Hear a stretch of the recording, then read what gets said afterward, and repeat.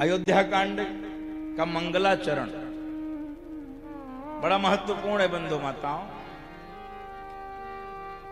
प्रथम श्लोक में भगवान शिव की वंदना किया है, यस्यांके च विभाति भूधर सुता, भगवान शिव को प्रणाम किया। दूसरा श्लोक हम सबके जीवन की अनेकानेक समस्याओं का समाधान है।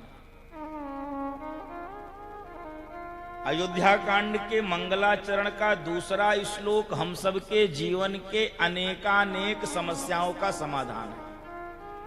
समाधान कहीं बाजार में थोड़ी है, सब हमारे धर्मशास्त्रों में है, हमारे ग्रंथों में है। बस उससे हमको अपनी प्रीति जोड़नी है, अपनी लगन जोड़नी है। दूसरा श्लोक क्या कह रहा है? प्रसन्नताम यान गताभिषेकतस् तथा नाम ममले वनवास दुःखतः मुखाम्बुज श्री रघुनंदनस्य में सदास्तु सा मंजुल मंगल प्रदा।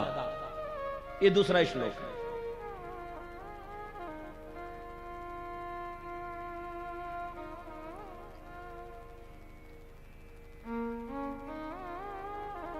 दो स्थितियों का वर्णन किया है, दो स्थितियों। जीवन में सबके दो स्थितियां आती हैं। कौन कौन सी? समझिए।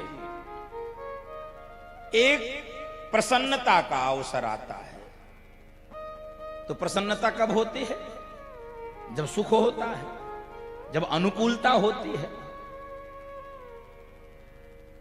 और सुख की परिभाषा ही शास्त्रों में दिया है, अनुकूल वेदनीयम सुखम।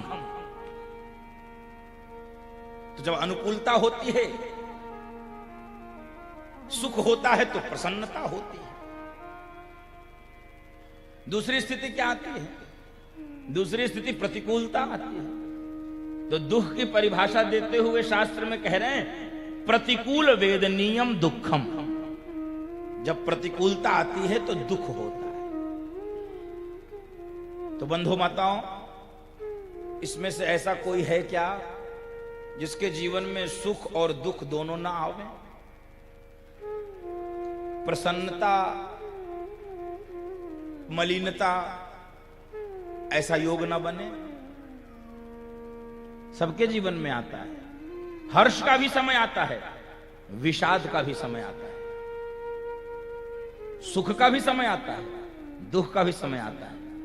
अनुकूलता भी आती है, प्रतिकूलता भी आती है, प्रसन्नता भी आती है, उदासीनता भी आती है, मलिनता भी आती है। होता है ना?